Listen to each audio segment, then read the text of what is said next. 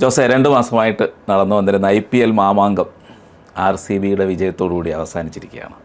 നമ്മൾ ഒരു വലിയ ഒരു ക്രിക്കറ്റിൻ്റെ ഒരു ലോകം ഇതോടുകൂടി തീർന്നു. അതായത് കുറച്ച് നാളായിട്ട് നമ്മൾ ക്രിക്കറ്റ് നോക്കിയിരുന്നു, പലരുടെയും ബാറ്റിങ്, പ്രത്യേകിച്ചും IPL ആയതുകൊണ്ട് നമ്മുടെ ഇന്ത്യ എന്നുള്ളൊരു കൺസെപ്റ്റോടെ വരുന്നില്ല. എന്നാലും ഓരോരുത്തർക്കും ഓരോ ടീമുകളൊക്കെ ഉണ്ടായിരുന്നു.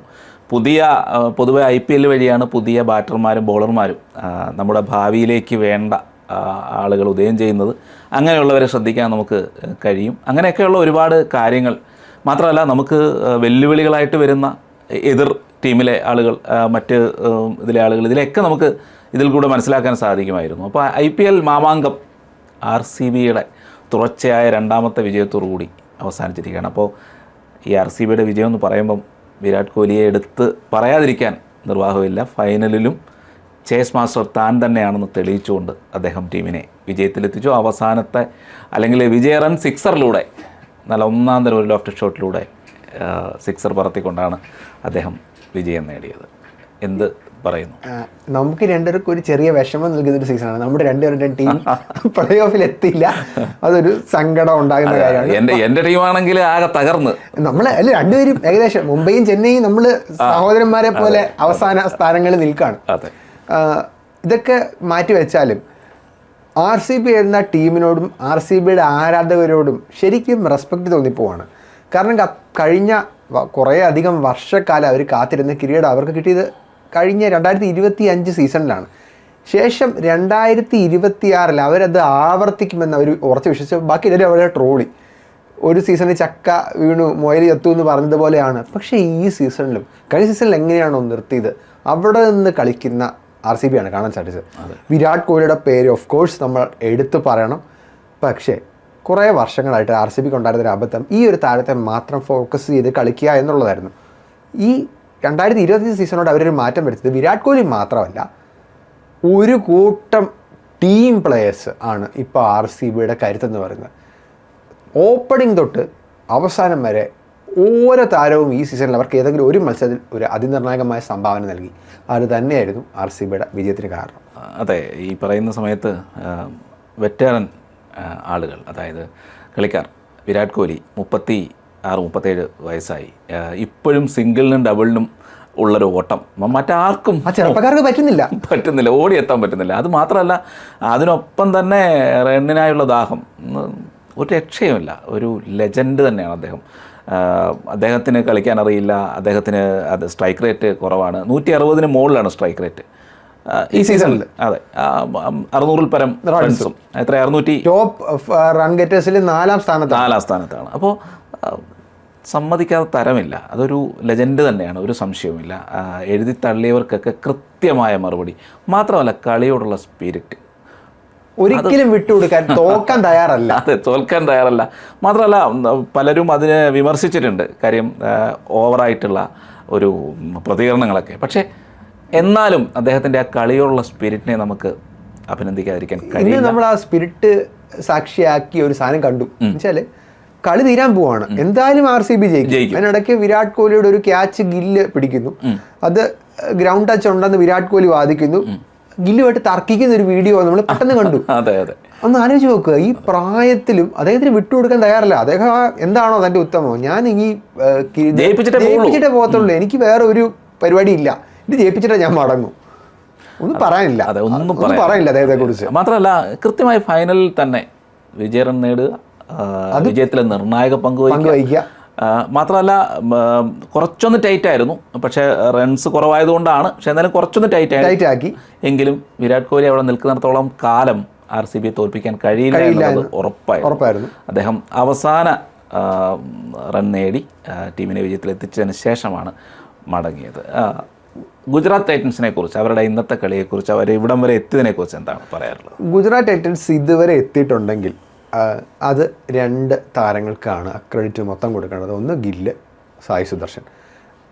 നമ്മുടെ ആളുകൾക്ക് പൊതുവെ ഗില്ല് എന്ന താരത്തോടൊരു വൈരാഗ്യവും ഒരു ബുദ്ധിമുട്ടുമൊക്കെ ഉണ്ട് അദ്ദേഹത്തിൻ്റെ പേര് കേൾക്കുമ്പം. പക്ഷേ അംഗീകരിക്കേണ്ട ചില കാര്യങ്ങളും നമ്മൾ അംഗീകരിക്കണം. 700-ന് മുകളിൽ റൺസ് ഗില്ല് ഈ സീസണിൽ നേടി. സായി സുദർശനും അത്ര തന്നെ റൺസ് നേടി. ടോപ്പ് റൺ ഗെറ്റേഴ്സിൽ 2-3 സ്ഥാനങ്ങളാണ് ഇരുവരും. ഈ രണ്ട് താരങ്ങളില്ലായിരുന്നുണ്ടെങ്കിൽ RCB ഈ രണ്ട് താരങ്ങളില്ലായിരുന്നുണ്ടെങ്കിൽ ഉറപ്പായിട്ടും ഗുജറാത്തിൻ്റെ സ്ഥാനം നമ്മുടെയൊക്കെ ഇഷ്ട ടീമിൻ്റെയും പുറകിലായേനെ, ഉറപ്പായിട്ടും. അതുപോലെ മികച്ച രണ്ട് താരങ്ങൾ തന്നെയാണ് ഇരുവരും. പിന്നെ ഇവർ ഫോർമാറ്റിന് അനുയോജ്യരായിട്ടുള്ള താരമാണോ അല്ലെങ്കിൽ അങ്ങനെയുള്ളതൊക്കെയാണ് പിന്നീട് വിലയിരുത്തേണ്ടത്. പക്ഷേ ഈ സീസണിൽ അവർ ഗംഭീരമായിട്ട് തന്നെ കളിച്ചു. ഫൈനലിൽ അവരുടെ പ്രകടനം മോശമായി കാണും, പക്ഷേ അംഗീകരിക്കണം. ഗുജറാത്ത് ഫൈനലെത്തിയിട്ടുണ്ടെങ്കിൽ അത് ഇരുവരുടെയും ചിറകിലേറെ തന്നെയാണ്. അതുപോലെ സായി സുദർശൻ്റെ ബാറ്റിങ്ങിനെ കുറിച്ച് നമ്മൾ സുദർശൻ തന്നെ ഉറങ്ങിയാണോ, ആള് തന്നെ ഉറങ്ങിയാണോ ബാറ്റ് ചെയ്യുന്നതെന്നുള്ള സംശയം പൊതുവെ ക്രിക്കറ്റ് പ്രേമികൾ പറയാറുണ്ട്. സായി സുദർശൻ അത് മാത്രമല്ല, സായി സുദർശന്റെ വിക്കറ്റ് എടുക്കാൻ ബോളർമാർക്ക് പാടില്ല. അദ്ദേഹം തന്നെ 2 തവണ സ്വയം വിക്കറ്റ് കൊടുത്ത്. എന്നാലും ശ്രദ്ധിച്ചായിരുന്നു, അദ്ദേഹം വലിയ ഷോട്ടുകളൊന്നും കളിക്കുന്നില്ല, വലിയ പടുകൂറ്റൻ സിക്സറുകളില്ല. അങ്ങനെ എന്താ പറയുക, വ്യത്യസ്തമായിട്ടുള്ള വെറുതെ ഒരു സാഹസികമായ ഷോട്ടുകളൊന്നും വായിക്കാറില്ല. പക്ഷേ സ്ട്രൈക്ക് റേറ്റ് കൃത്യമായി നിലനിൽക്കുന്നത്, അങ്ങനെയാണ് നന്നായിട്ട് മുന്നോട്ട് പോകുന്നത്. അതുപോലെ ശുഭ്മാൻ ഗില്ലിനെ സംബന്ധിച്ച് ക്ലാസ് പ്ലെയർ തന്നെയാണ്. നമ്മൾ ഈ ആരൊക്കെ എന്തൊക്കെ വിമർശനം നടത്തിയാലും ക്ലാസ് പ്ലെയർ, ഒരു ഡൗട്ടും ഇല്ല. കാരണം BCCI ഒരു സുപ്രഭാതത്തിൽ വിരാട് കോഹ്ലിക്ക് പകരം ഒരു ബ്രാൻഡായിട്ട് പൊക്കിക്കൊണ്ട് വന്ന ആളല്ല ഗില്ല് അതിന് അർഹനാണ് എന്ന് ഉറപ്പായിട്ടും അത് കാലം തെളിയിക്കും. നമ്മൾ ഇന്ന് രണ്ടുപേരോട് ഇന്ന് രാത്രി പറഞ്ഞ ആരും അംഗീകരിക്കില്ല. അത് തെളിയിച്ചുകൊണ്ടിരിക്കുകയാണ്. T20യിൽ നിന്ന് എഴുതി തള്ളേണ്ട ആളാണ് ഗില്ല്, പുതിയ ആളുകളെ എടുക്കണം, ഇതൊക്കെ ശരിയാണ്. ചിലപ്പോൾ ഗില്ലിൻ്റെ ക്യാപ്റ്റൻസിയിൽ നമുക്കെതിരെ അഭിപ്രായം ഉണ്ടാകും, പക്ഷേ ആസ് എ പ്ലെയർ ഒരു രക്ഷയുമില്ല. ഭാവിയിലെ 3 ഫോർമാറ്റുകളിലും കളിക്കാൻ തനിക്ക് കഴിയുമെന്നുള്ളത് ഗില്ല് തെളിയിച്ചിരിക്കുകയാണ് ഈ IPL-ലൂടെ.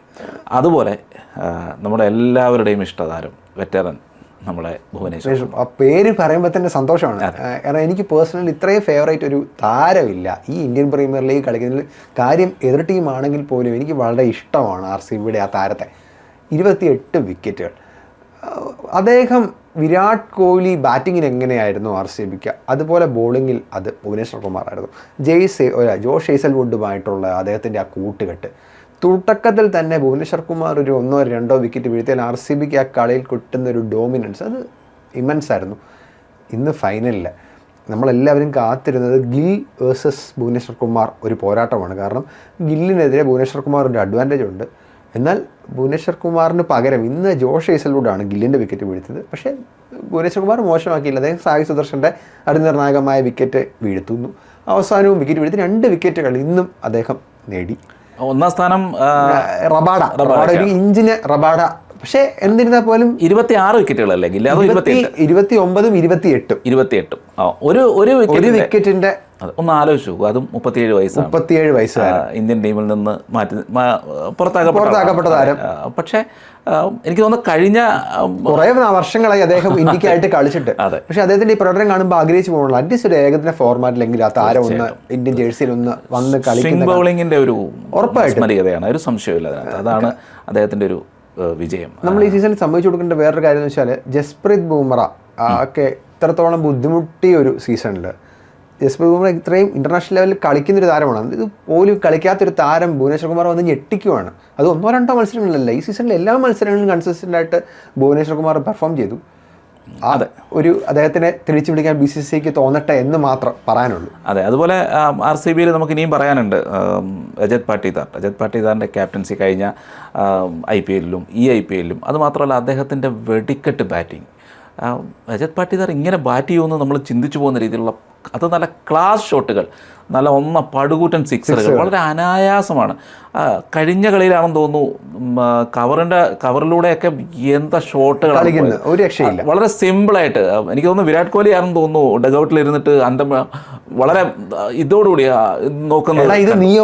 അതെ നല്ല ഒന്നാം തരം ഷോട്ടുകൾ ഓഫ് സൈഡിൽ കൂടെ പറക്കുകയായിരുന്നു.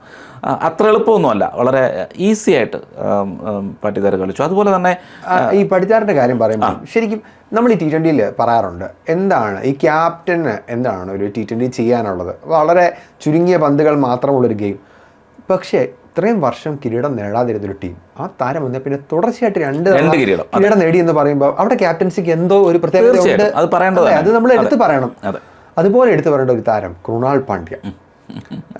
അദ്ദേഹത്തിൻ്റെ സഹോദരൻ ഹാർദിക് പാണ്ഡ്യ ഇന്ത്യക്കായിട്ട് അത്ഭുത പ്രവർത്തനങ്ങളൊക്കെ നടത്തിയിട്ടുള്ള താരമാണ്. പക്ഷേ കൃണാൽ പാണ്ഡ്യയുടെ പേര് പലപ്പോഴും നമ്മൾ അങ്ങനെ പറയാറില്ല. കഴിഞ്ഞ സീസണിൽ RCBയുടെ കിരീട നേട്ടത്തിൽ അതിനിർണായകമായ പങ്കുവച്ചിട്ട് താരമാണ്. അന്ന് ഫൈനൽ മത്സരത്തിൽ പഞ്ചാബിനെതിരെ 4 ഓവറിൽ 17 റൺസ് വഴങ്ങി അദ്ദേഹം വീഴ്ത്തിയ 2 നിർണായക വിക്കറ്റുകൾ ഇന്നും അദ്ദേഹം മോശമാക്കിയില്ല. ഫൈനലിൽ 4 ഓവറിൽ 22 23 റൺസ് കൊടുത്ത ഒരു വിക്കറ്റ്, അത് ജോസ് ബട്ട്ലറുടെ ആറിൽ താഴെയാണ്. അപ്പം അദ്ദേഹത്തിൻ്റെ പ്രകടനവും വളരെ മികച്ചതാണ്. അതും ഇത്രയും ക്രൂഷ്യലായിട്ടൊരു സ്റ്റേജിൽ കൃണാൽ പാണ്ഡ്യയും വളരെ മികച്ച പ്രകടനമാണ് നടത്തിയത്. അവരുടെ എല്ലാ താരങ്ങളും, അത് വെങ്കടേഷ് അയ്യർ ആയിക്കോട്ടെ, ഇന്ന് വെങ്കടേഷ് അയ്യർ ഒരു ലിറ്റിൽ ബിറ്റ് അദ്ദേഹം ബുദ്ധിമുട്ടി, പരിക്കിൻ്റെ ബുദ്ധിമുട്ട്, എന്നാൽ പോലും അദ്ദേഹം മികച്ച സംഭാവന നൽകി. പഠിക്കലും നന്നായിട്ട് കളിച്ചു. എല്ലാവരും അവരവരുടേതായ ഭാഗം ചെയ്തു. എല്ലാവരും ഈ സീസണിൽ ബാറ്റിങ്ങിൽ അവർക്ക് അധികം തിളങ്ങാത്ത ഒരാൾ ജിതേഷ് ശർമ്മയാണ്. പക്ഷേ ജിതേഷ് ശർമ്മ എന്ന താരത്തെ RCB അത്രമാത്രം വിശ്വസിക്കുന്നുണ്ട്. RCB കീപ്പിങ്ങിൽ അദ്ദേഹം അതിന് നിർണായകമായ സംഭാവന നൽകി. റൊമാരിയോ ഷെപ്പേഡ്, ചിലരൊക്കെ ഈ റൊമാരിയോ ഷെപ്പേഡാണ് RCB, പക്ഷേ റൊമാരിയോ ഷെപ്പേഡിനെ കൊണ്ട് അവർക്ക് ഉപകാരം ഉണ്ടായി പലപ്പോഴും. അല്ല, പൊതുവെ ഒരു ടീം ഗെയിം ആകുമ്പോൾ, ഒരു ടീം ജയിക്കുമ്പോൾ, ടീം ഗെയിം ആകുമ്പോൾ ഓരോരുത്തരെ കൊണ്ട് എന്തെങ്കിലുമൊക്കെ ഉപകാരം ഒരു കളിയിലുണ്ടാവും. അത് നമ്മൾ ശ്രദ്ധിച്ചാൽ മതി, നമുക്ക് മനസ്സിലാവും. ഒരു ടീം ഗെയിം ആണെന്നുണ്ടെങ്കിൽ, അല്ലാതെ 1-2 പേരുടെ കരുത്തിലാണ് വിജയിക്കുക എന്നുള്ളത് അല്ല എന്നുണ്ടെങ്കിൽ തീർച്ചയായിട്ടും ഓരോരുത്തർക്കും സംഭാവനയുണ്ടാവും. അതാണ് എനിക്ക് തോന്നുന്നത് ഗുജറാത്ത് ടൈറ്റൻസിൽ ഒരു കുറവ് അനുഭവപ്പെട്ടതാണ്. അവരൊരു 2-3 പേരെ മാത്രം ആശ്രയിച്ച് ഓപ്പണർമാർ മടങ്ങിയാൽ പ്രശ്നമാണ്. അതെ, എനിക്ക് തോന്നുന്നു ദിനേഷ് കാർത്തിക് അതിന് വ്യക്തമായൊരു പ്ലാൻ ഇന്ന് പറയുന്നത് കേട്ടിരുന്നു. കാരണം ഓപ്പണർമാർക്കെതിരെ അവർക്ക് കൃത്യമായിട്ടുള്ള പദ്ധതികളുണ്ടായിരുന്നു. ജോസ് എയ്സൽവുഡും ഭുവനേശ്വർ കുമാറും ഈ 2 ഓപ്പണർമാരെ മടക്കാനുള്ള പ്ലാനുകൾ അവർ തയ്യാറാക്കിയിരുന്നു. അതുപോലെ തന്നെ അവിടെ സംഭവിച്ചു. ഇന്ന് വാഷിംഗ്ടൺ സുന്ദറിന്റെ ആ ബാറ്റിംഗ് കൂടി ഇല്ലായിരുന്നെങ്കിൽ ഗുജറാത്തിന്റെ അവസ്ഥ അതിദയനീയമാകുമായിരുന്നു. ഫൈനൽ വളരെ മോശമായി. അല്ലേ, നമ്മൾ വിചാരിച്ച ഫൈനൽ ഉദ്ദേശിച്ച പോലെ നല്ലൊരു ഫൈനൽ ആയില്ല. അത് RCB ശരിക്കും നന്നായി ഡോമിനന്റ് പെർഫോമൻസ് തന്നെയായിരുന്നു. തീർച്ചയായിട്ടും വിക്കറ്റുകൾ അവർക്ക് കുറച്ചിടയ്ക്ക് നഷ്ടപ്പെട്ടു. അത് ബിഗ് ഷോട്ടുകളൊക്കെ കളിക്കാൻ ശ്രമിച്ചാണ് എന്നൊഴിച്ചു നിന്നാൽ. അതിനൊപ്പം തന്നെ ഗുജറാത്തിൻ്റെ മുഹമ്മദ് സിറാജ് 150% പിന്നെ കളിക്ക് വേണ്ടിയിട്ട് കൊടുക്കാൻ തയ്യാറായ ഒരു മനുഷ്യൻ, അംഗീകരിക്കണം. അദ്ദേഹം അത്രയും അത്യധ്വാനം ചെയ്താണ്. മാത്രമല്ല ആദ്യത്തെ 10 ബോളേഴ്സിൽ അദ്ദേഹം ഉണ്ടെന്ന്. അതെ, അപ്പോൾ അംഗീകരിക്കണം. അദ്ദേഹം അത്രയും കഷ്ടപ്പെട്ട് വളരെ ആത്മാർത്ഥമായിട്ട് ഓരോ പന്തിലും, ഇടയ്ക്കൊരു പരിക്ക് വന്ന സമയത്ത് ആ പരിക്ക് പോലും മാറ്റി വെച്ച് അത് അദ്ദേഹം പിന്നെ ഓവർ എറിഞ്ഞു തീർത്തു. എന്നാലും നല്ല പന്തുകളാണ് എറിഞ്ഞത്. അംഗീകരിക്കണം അദ്ദേഹത്തെ. നമ്മൾ ഈ ഒരു 2 ടീമിനെ പറ്റി പറയുമ്പോൾ തീർച്ചയായും അദ്ദേഹത്തെയും നമ്മൾ പ്രത്യേകം പറയേണ്ടതാണ്. പിന്നെ വേറെ നമ്മൾ ആരെങ്കിലും വിട്ടുപോയിട്ടുണ്ടെങ്കിൽ ഈ സീസണിൽ നമ്മൾ അതല്ല, ഈ 2 ടീമുകൾ നോക്കിയാൽ എനിക്ക് വേറൊരാളുടെ പേര് എടുത്തു പറയേണ്ടതായിട്ട് തോന്നിയത്, ഇന്ന് ഫൈനലിൽ 3 വിക്കറ്റ് വീഴ്ത്തിയ റസിഖ്ദാർ എന്ന താരത്തെ നമ്മൾ അതെ ശരിയാണ്. അയാൾ പലപ്പോഴും നിർണായക വിക്കറ്റുകൾ ഇന്ന് 3 വിക്കറ്റുകൾ വീഴ്ത്തി. അത് ഫൈനലിൽ പോലൊരു നിർണായക പോരാട്ടത്തിൽ. കഴിഞ്ഞ സീസണിൽ RCBക്ക് എനിക്ക് തോന്നുന്നു യാഷ് ദയാൽ എന്ന് പറഞ്ഞ താരം ഉണ്ടായിരുന്നു. യാഷ് ദയാൽ വളരെ ക്രൂഷ്യൽ സ്റ്റേജസിലൊക്കെ വന്ന് വിക്കറ്റ് വീഴ്ത്തിക്കൊണ്ട് പോരുന്ന താരമായിരുന്നു. ഇത്തവണ അവരുടെ ഒപ്പം ആ താരമില്ലായിരുന്നു, ചില പ്രശ്നങ്ങളൊക്കെ ഉണ്ടായി. എന്നിരുന്നാലും ധാർ ആ കുറവങ്ങ് നികത്തി. ഇന്ന് ഫൈനലിൽ ധാറിനെ, എനിക്കൊന്ന് ധാറിനെതിരെ ധാറിനെ ഒരു എന്താ പറയുക, ഒരു അടിക്കാനുള്ളൊരു മാർഗമായിട്ടായിരുന്നു GT കണ്ടിരുന്നത്. പക്ഷേ ധാർ എല്ലാ പ്ലാനുകളും ആളാണ് വിക്കറ്റ് വീഴ്ത്തിയത്. അതെന്തായാലും എല്ലാവരും അതെ, നല്ലൊരു എനിക്ക് തോന്നുന്നൊരു നല്ല ടൈറ്റോ കൂടുതൽ റൺസുള്ളൊരു മാച്ച് നമുക്ക് കാണാൻ കഴിഞ്ഞില്ല. വലിയൊരു ടൈറ്റ് ഉണ്ടായില്ല. വിരാട് കോഹ്ലിയുടെ ഒരു പെർഫോമൻസിലൂടെ വളരെ ഈസി ആയിട്ട് റോയൽ ചലഞ്ചേഴ്സ് അത് നേടിച്ചു. കപ്പില്ലാതിരുന്ന് വർഷങ്ങൾ കഷ്ടപ്പെട്ട അവസാനം കപ്പ് കിട്ടിയപ്പോൾ 2 കപ്പ് ഒരുമിച്ച് എന്നുള്ള രീതിയിലേക്ക് കാര്യങ്ങൾ മാറി. എനിക്ക് തോന്നുന്നു നേരത്തെ മുംബൈയും ചെന്നൈയും മാത്രമാണ് അടുപ്പിച്ച് 2 കപ്പ് നേടിയത്. 2010-ലും 2011-ലും ചെന്നൈ, മുംബൈ 2019-ഉം 20-ലും. അതെ, നമ്മൾ ഇനിയിപ്പോൾ നമുക്ക് പെട്ടെന്ന് തന്നെ ശ്രദ്ധിക്കേണ്ട ഒരു കാര്യം എന്ന് വെച്ചാൽ, ഇപ്പോൾ ഒരു IPL വഴി എത്ര എമർജിങ് പ്ലെയേഴ്സ് നമുക്ക് ഇന്ത്യക്ക് വേണ്ടി, നമ്മുടെ ഭാവി താരങ്ങളായിട്ട് എത്ര പേര് ഉയർന്നു വന്നു എന്നുള്ളത് നമുക്കൊന്ന് നോക്കേണ്ടത്. എന്തൊക്കെയാണ് ജോസ് നോക്കി? എൻ്റെ ഒരു ഫൈൻഡിങ്, നമ്മൾ ഒരാളുടെ പേര് പറയാതെ ഈ ഒരു വീഡിയോയിൽ ആ കൊച്ചിറക്കനെ കുറിച്ച് നമ്മൾ എങ്ങനെയാണ് പറയാതിരിക്കുക. ഇന്ന് അദ്ദേഹം ഫൈനൽ മത്സരം കാണാൻ ജയ്ഷാഡ് അപ്പുറത്തിരിപ്പുണ്ടായിരുന്നു. വെറും 15 വയസ്സുള്ള ഒരു പയ്യൻ ഇത്തവണ സീസണിൽ ഓറഞ്ച് ക്യാപ്പ് തൂക്കിയിരിക്കുന്നത് വൈഭവ് സൂര്യവംശിയെ ഈ ഒരു പ്രകടനം കണ്ടിട്ട് എങ്ങനെ ഇന്ത്യൻ ടീമിലേക്ക് എടുക്കാതിരിക്കാൻ പറ്റും BCCക്ക് എന്നാണ് കൂടുതൽ ആൾക്കാരും ചോദിക്കുക. പേഴ്സണലി എൻ്റെ ഒരു അഭിപ്രായത്തിൽ വൈഭവ് സൂര്യവംശിക്ക് ഈ ഒരു ചെറിയ പ്രായത്തിൽ ആ ടെൻഷൻ ഇപ്പോഴേ കൊടുക്കരുത് എന്നുള്ളൊരു അഭിപ്രായക്കാരനാണ് ഞാൻ. പ്രത്യേകിച്ച് T20 ഫോർമാറ്റിൽ ഇന്ത്യക്ക് ഇപ്പോൾ ഒരു നല്ല ടീമുണ്ട്. നമ്മുടെ അഭിഷേക് ശർമ്മയും സഞ്ജു സാംസണുമാണ് ഇപ്പോൾ ഓപ്പണിംഗ് നടക്കുന്നത്. ഇരുവരും ഇന്ത്യൻ പ്രീമിയർ ലീഗ് ഈ സീസണിൽ മികച്ച പ്രകടനം കാഴ്ചവെച്ച താരങ്ങളാണ്. അവരെ റീപ്ലേസ് ചെയ്ത് വൈഭവ് സൂര്യവംശിയെ കൊണ്ടുവരിക എന്ന് പറഞ്ഞാൽ ഒരു സൂയിസൈഡലായിട്ടുള്ളൊരു തീരുമാനമായി പോയേക്കാം, നമുക്കറിയില്ല. പക്ഷേ സ്വാഭാവികമായിട്ടും ഇന്ത്യൻ ടീം കളിക്കുമ്പോഴോ അല്ലെങ്കിൽ ഇന്ത്യ ഒരു ഈ പറയുന്ന പോലെ വലിയ പ്രാധാന്യമില്ലാതെ ഒരു അയർലൻഡ് പോലെ ഒരു രാജ്യത്തിനെതിരെയൊക്കെ കളിക്കാൻ പോകുമ്പോൾ, ഒരു രാജ്യത്തെ കുറച്ച് കാണുകയല്ല കേട്ടോ, അങ്ങനെയുള്ള പരമ്പരകളിലൊക്കെ പോകുമ്പോൾ അല്ലാതെ തുടക്കത്തിൽ തന്നെ അദ്ദേഹത്തിന് വലിയ ഭാരമൊന്നും കൊടുക്കരുത് എന്നുള്ളതിന് പ്രത്യേകിച്ച് ഭാരം ഉണ്ടെന്ന് തോന്നുന്നില്ല. സ്വഭാവം അനുസരിച്ച് അങ്ങനെ ഒരു പ്രത്യേകിച്ച് ഭാരമൊന്നും അദ്ദേഹത്തിനില്ല. മറ്റേ സേവാഗ് പറയുന്ന പോലെ അത് ബൗളർ ആരാണെന്നും എനിക്കറിയത്തില്ല, വരുന്ന പന്തിനെ അടിക്കുക എന്നുള്ളതല്ലാണ്ട്. അപ്പോൾ അതിനപ്പുറമാണ് ഈ കുട്ടി എന്നാണ് തോന്നുന്നത്. കാര്യം ആരായാലും മറ്റേ ബൂമറെ തന്നെ സിക്സോട് കൂടിയാണ് വരവേറ്റത്. അതെ, ആരാന്നൊന്നുമില്ല, വരുന്ന പന്തെന്ന് മാത്രമേ നോക്കാറുള്ളൂ, അത്രേ ഉള്ളൂ. ആര് ബോൾ ചെയ്താലും ഇന്ന് ശരിക്കും അവനെപ്പോലത്തെ ഒരു താരം നമ്മുടെ ഈ GT ടീമിനുണ്ടായിരുന്നെങ്കിൽ ആഗ്രഹിച്ചു അല്ലെ, കുറച്ച് റൺസ് കൂടി. അതെ, അല്ല രാജസ്ഥാൻ റോയൽസ് അവസാന കളി വരെ കളിക്കണമെന്ന് ഞാൻ ആഗ്രഹിച്ചത് ഈ ഇവന്റെ ബാറ്റിംഗ് കാണാൻ വേണ്ടിയിട്ടാണ്, വൈഭവിന്റെ ബാറ്റിംഗ് കാണാൻ വേണ്ടിയിട്ടാണ്. അതുപോലെ തന്നെ ഈ രാജസ്ഥാൻ റോയൽസ് എന്ന് പറയുമ്പോൾ അതിൽ വൈഭവ് മാത്രമായി ചുരുങ്ങി. ആരൊക്കെയോ പറയുന്നുണ്ടായിരുന്നു ഈ സഞ്ജു സാംസൺ കറക്റ്റ് തീരുമാനം എടുത്ത് ചെന്നൈ പോയില്ലായിരുന്നുണ്ടെങ്കിൽ ഇവിടെ ശ്രദ്ധിക്കപ്പെടാത്ത രീതിയിൽ ഇവൻ മാത്രമായി മാറിപ്പോയനെ. വൈഭവ് അങ്ങനെ നിന്നപ്പോൾ അതുകൊണ്ട് മാത്രമാണ് ഈ ജയ്സ്വാൾ പലപ്പോഴും, ജയ്സ്വാൾ ഈ സീസണിൽ തുടക്കം ഗംഭീര പ്രകടനത്തോടെ അതിനിടയ്ക്ക് ജയ്സ്വാൾ ഒന്നും വാങ്ങിപ്പോയി. അതാണ് ശരിക്കും ഇടയ്ക്ക് വെച്ചിട്ട് ഈ രാജസ്ഥാൻ റോയൽസിനെ ബാധിച്ച ഒരു പ്രശ്നം. നമ്മളെല്ലാവരും ഈ വൈഭവിനെ പറയുമ്പം അവർക്കുണ്ടായിരുന്ന കുറച്ച് പ്രശ്നങ്ങൾ നമ്മളൊക്കെ മറന്നു പോവുകയാണ്. ഇത്തവണ നമുക്ക് ആർ സി ബിയുടെ ഈ കിരീട വിജയത്തോടെ അവസാനിക്കുന്ന സീസണിൽ നേരത്തെ പറഞ്ഞതുപോലെ ഇന്ത്യക്ക് എന്ത് കിട്ടി എന്നുള്ള ചോദ്യത്തിന് ഇന്ത്യക്ക് കിട്ടിയ ഒരുപാട് വാഗ്ദാനങ്ങളുടെ ഏറ്റവും വലിയ വാഗ്ദാനം വൈഭവ് സൂര്യവംശിയാണ്, യാതൊരു സംശയവുമില്ല. അതുപോലെ തന്നെ പ്രിയാൻ ചാരിയും പ്രഭ്സിമാരൻ സിംഗും നമ്മുടെ പഞ്ചാബിൻ്റെ 2 താരങ്ങൾ, ഇരുവരും നന്നായി തുടങ്ങിയ നല്ല ഓപ്പണേഴ്സാണ്. ഇടയ്ക്ക് വെച്ച് ഈ പറഞ്ഞ പോലെ പ്രിയാൻ ചാരിയുടെ ഒക്കെ ഫോം ഒന്ന് നഷ്ടമായി. അത് തന്നെയാണ് ഇത്തവണ പഞ്ചാബിനെ തളർത്തിയ ഒരു ഘടകം എന്ന് പറയുന്നത്. പിന്നെ ആ പഞ്ചാബിൻ്റെ നായകൻ ശ്രേയസ് അയ്യർ എടുത്തു പറയേണ്ട ഒരു പേരാണ്. കാരണം ഞാൻ പറഞ്ഞ പോലെ ചിലപ്പം ഒരുപക്ഷെ അവസാനം ഒന്ന് ഇച്ചിരി ഡൗൺ ആയി പോയെങ്കിലും അവസാന മത്സരത്തിൽ ശ്രേയസ് അയ്യർ നേടിയ സെഞ്ചുറി, അതൊന്നും നമ്മൾ മറക്കാൻ പാടില്ല. ശ്രേയസ് അയ്യരെയൊക്കെ ഇന്ത്യൻ ടീമിൽ വീണ്ടും കാണാൻ ആഗ്രഹിക്കുകയാണ്, ഇന്ത്യൻ ജേഴ്സിയിൽ. കാരണം സൂര്യകുമാർ യാദവ്, അത് നമ്മളൊന്ന് ചർച്ച ചെയ്യേണ്ട ഒരു വിഷയമാണ്. വീണ്ടും ഒരു വീഡിയോയിൽ തന്നെ അടുത്ത വീഡിയോയിൽ ഈ IPL തിളങ്ങാതെ പോയ ആളുകളെ കുറിച്ച്, കാരണം നമുക്ക് വേറൊരു വീഡിയോ ചെയ്യാം. നിലവിൽ നമുക്ക് പ്രിയാൻ ചാരിയുടെ പേര് പറയേണ്ട വരും, ആയുഷ് മാത്രേ, ഉർവിൽ പട്ടേൽ. എടുത്തു പറയേണ്ട മറ്റൊരു പേര് ദേവദത്ത് പടിക്കൽ. ഏറെ നാളായിട്ട് ഇന്ത്യൻ ടീമിന്റെ പുറത്ത് നിൽക്കുന്ന ഒരു താരമാണ്. ഈ സീസണിൽ ദേവദത്ത് പടിക്കലിന്റെ സാന്നിധ്യം RCBയെ തീർച്ചയായിട്ടും സഹായിച്ചിട്ടുണ്ട്. ദേവദത്ത് പടിക്കലിന്റെ പേര് നമ്മൾ എടുത്തു, വളരെ കൂളായിട്ടാണ് അദ്ദേഹം കളിക്കുന്നത്. കാരണം അദ്ദേഹം പിന്നെ വെങ്കടേഷ് അയ്യറും സർക്യൂട്ടിലുള്ള താരം തന്നെയാണ്. ശരിക്കും നമ്മൾ ഇന്ത്യൻ ടീമിന്റെ ബാറ്റിംഗ് നേരെ നോക്കിയാൽ ബ്ലസ്ഡ് ആണ്. അതായത് ഈ IPL 15 താരങ്ങൾ, ഏറ്റവും റൺ ഗെറ്റേഴ്സ് ആയിട്ടുള്ള 15 താരങ്ങളിൽ എനിക്ക് തോന്നുന്നത് ഹെൻറിച്ച് ക്ലാസൻ, മിച്ചൽ മാർഷ്, പിന്നെ ജോസ് ബട്ട്ലർ, ബട്ട്ലർ, ഇത്രയേ ഉള്ളെന്ന് തോന്നുന്നു. കൂപ്പർ കോണോലി ആദ്യത്തെ 15 അല്ലേ? ഈ 4 പേര് വെച്ച് ബാക്കി 11 പേരും ഇന്ത്യക്കാരാണ്.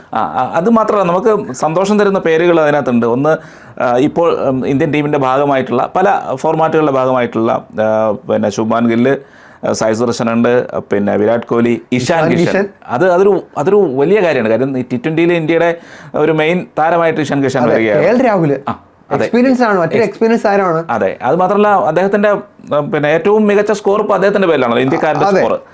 ധ്രുവ് ജുറേലുണ്ട്, ശ്രേയസ് അയ്യർ, സഞ്ജു സാംസൺ 16ാം സ്ഥാനത്താണ്, എന്റെ ഫേവറേറ്റ്. അതെ, സഞ്ജു സാംസൺ ഉണ്ട്, പിന്നെ SSC ഉണ്ട്. അതെ, ഇത്രയും പേര് ആദ്യത്തെ 20 ഉൾപ്പെട്ടിട്ടുണ്ട്. മാത്രമല്ല ഈ 4 ബാറ്റർമാർ മാത്രമാണ് മറ്റ് രാജ്യങ്ങളിലുള്ളത്. പക്ഷേ ബൗളിങ്ങിലേക്ക് വരുമ്പോൾ നമുക്കത് അത്ര കണ്ട് നമുക്കൊരു, കാരണം ബൗളിങ്ങിന്റെ ലിസ്റ്റ് നോക്കിയാൽ നമുക്ക് അത്ര ഒരു സന്തോഷം ബോളിംഗ് വെച്ച് നോക്കുമല്ല, ബാറ്റിംഗ് കമ്പയർ ചെയ്ത് നോക്കുമ്പോൾ ഇല്ല. കൂടുതലും വിദേശ താരങ്ങളാണ് ബൗളിങ്ങിൽ വന്നത്. അതെ, അത് അതിൻ്റെ ഒരു കാരണം സച്ചിൻ്റെ ഇന്നത്തെ ഒരു സ്റ്റേറ്റ്മെന്റ് ഉണ്ടായിരുന്നു. അതായത് കൂടുതലും ശരിക്കും IPL ഒരു ബാറ്റിംഗ് ഫ്രണ്ട്ലി ഒരു ലീഗായിട്ട് മാറിയിരിക്കണം. IPL എന്നല്ല, T20 മൊത്തത്തിൽ.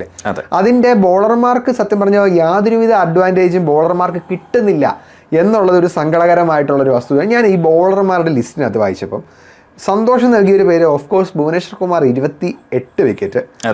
അത് കഴിഞ്ഞിട്ട് പിന്നെ ആ ലിസ്റ്റിൽ നമ്മുടെ ഇന്ത്യക്കാരനുള്ളത് അൻഷുൽ കമ്പോജാണ്. അദ്ദേഹത്തിന് 21 വിക്കറ്റുകളാണ് നേടാൻ സാധിച്ചത്. അൻഷുൽ കമ്പോജ് തുടക്കത്തിൽ വളരെ മനോഹരമായിട്ട് തന്നെ കളിച്ചു. പക്ഷേ ഇടയ്ക്ക് വെച്ചിട്ട് അൻഷുൽ കമ്പോജ് ഒരുപാട് വാരിക്കൂട്ടി.